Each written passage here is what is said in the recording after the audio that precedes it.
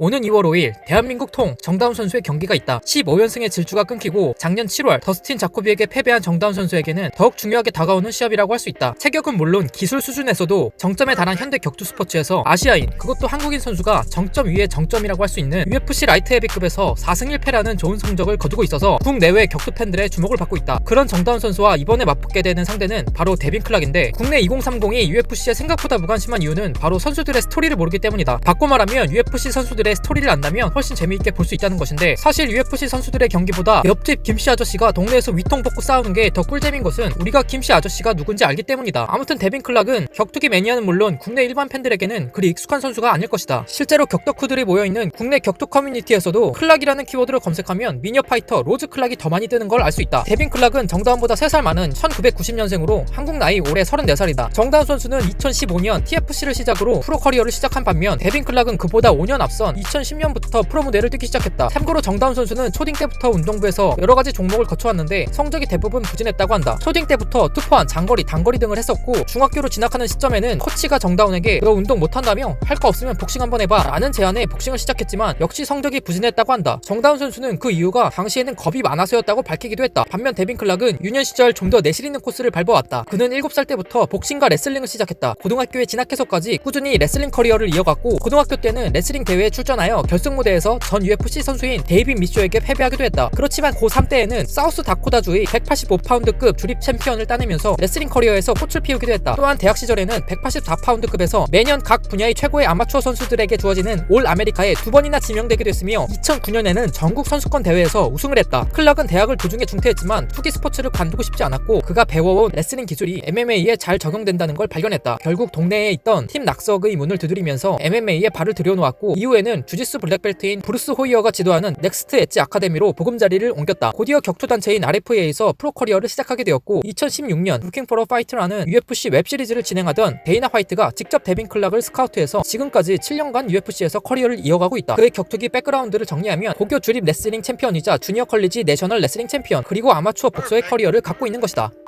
데빈 클락의 스토리 중 가장 흥미로운 부분은 역시 그의 아버지 데이빗 클락인데, UFC 파이터 중에서 하빕의 경우를 제외하고는 아버지가 알려진 케이스가 드문데 클락의 아버지가 바로 그 경우이다. 한때 미국의 격투 커뮤니티에서 퍼졌던 짤이 있는데,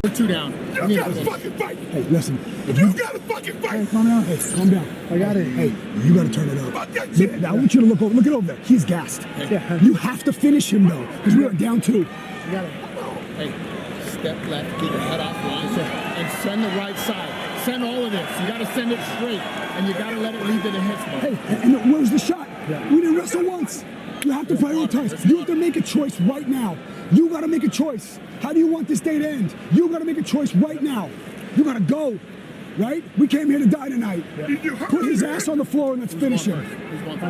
Okay. Let's go. Up.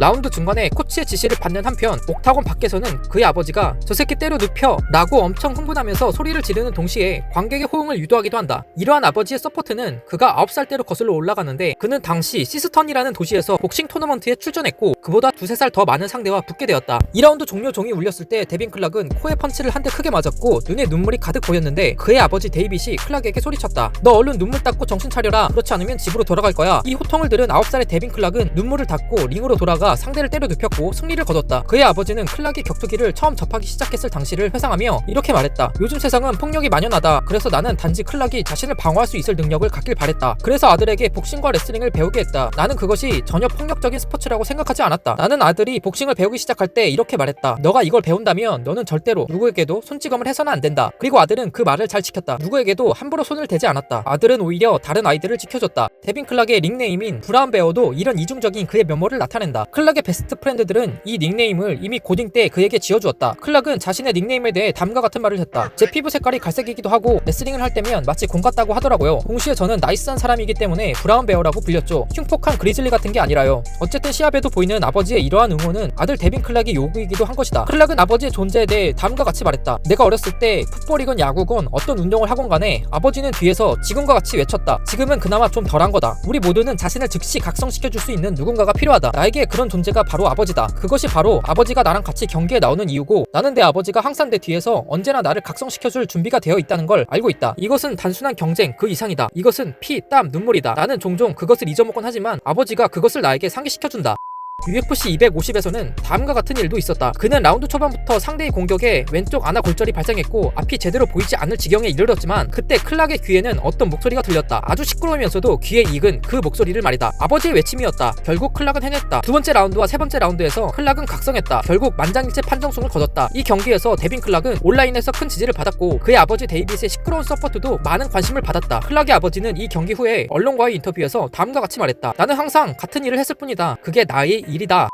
UFC에 나오는 다른 수준 있는 코치들과는 달리 데빈의 아버지는 MMA는 물론 어떤 투기 종목의 경력도 전혀 없다. 그렇다면 코너맨으로서 역할이 정확히 무엇이냐는 기자의 질문에 데이빗은 다음과 같이 말했다. 내 역할은 단지 내가 말하는 걸 듣게 하는 겁니다. 그게 제 역할이에요. 내가 할 수 있는 모든 걸 동원해서 아들을 돕는 겁니다. 아들 데빈 클락은 다음과 같이 말했다. 사실 나는 천성적으로 호전적인 스타일이 아닙니다. 내 아버지가 그런 저의 기질을 알고 호전적인 기운을 저에게 이끌어내 주는 것이죠. 아버지가 어떻게 살아왔는지 저도 정확히는 모릅니다. 그러나 그는 이스트 세인트에서 자랐어요. 매우 거친 것이죠. 아버지는 길거리에서 싸워야 했어요. 생존을 위해서 말이죠. 그런 기질을 제가 경기할 때 바로 저에게 전달해줍니다. 그것이 바로 아버지가 항상 제 코너에서 소리치는 이유죠. 가끔 링 위에서 아버지랑 말다툼을 하는 것처럼 보이기도 하는데 아닙니다. 그는 날 화나게 하는 말을 하는데 그것은 일부러 그러는 거예요. 그 말들에는 다 의미가 있고 아버지는 매번 그렇게 날 흥분시키는 말을 하죠. 가끔은 마음에 들지 않기도 하지만 그것이 바로 나와 아버지의 관계예요.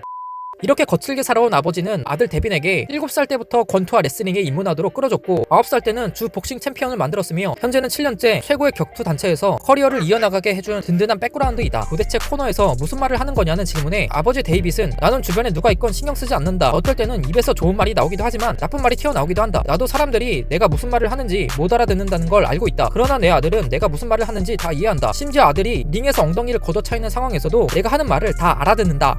클락은 UFC 입성 전까지 6전 전승의 전적을 보유했었고 2016년 UFC에 입성 후 현재까지 UFC 전적은 14전 7승 7패 딱 50%의 승률을 갖고 있다. KO율은 총 4번으로 31%, 판정승은 총 8번으로 60%, 서브미션승은 1번으로 8%이다. 쉬운 비교를 위해서 정다운과 클락이 모두 싸웠던 상대를 보면 두 명 모두 윌리엄 나이트와 로드리게스에게 승리한 전력이 있다. 정다운은 윌리엄 나이트에게 레슬링으로 압도하는 모습을 보여줬던 반면 클락은 나이트에게 경기 초반 레슬링으로 밀리는 모습을 보여줬고 정다운은 로드리게스에게 경기 시작 1분 만에 KO승을 거둔 반면 클락은 로드리게스에게 큰 펀치를 허용하며 그러기에 몰리는 모습을 보여주기도 했다. 이 외에도 객관적인 전력은 정다운이 앞선다는 평이 있지만 클락은 현재 라이트 헤비급 랭킹 5위인 알렉산더 라키치에게 펀치를 적중시켜 다운을 가져간 적도 있고 중량급에서는 펀치 한 방에 승패가 갈릴 수 있기 때문에 방심해선 안 된다.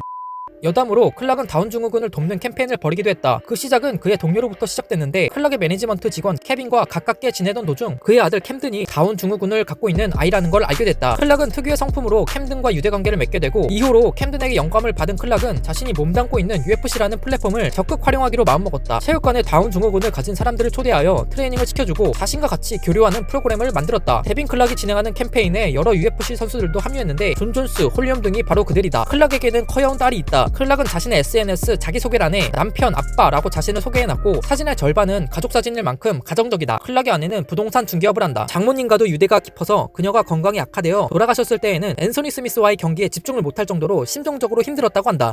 원래는 정다운 선수 상대를 악역을 좀 만들어 볼 수 없을까 해서 조사했는데 생각보다 엄청 좋은 녀석인 것 같다. 클락 이겨라, 아니 아무나 이겨라.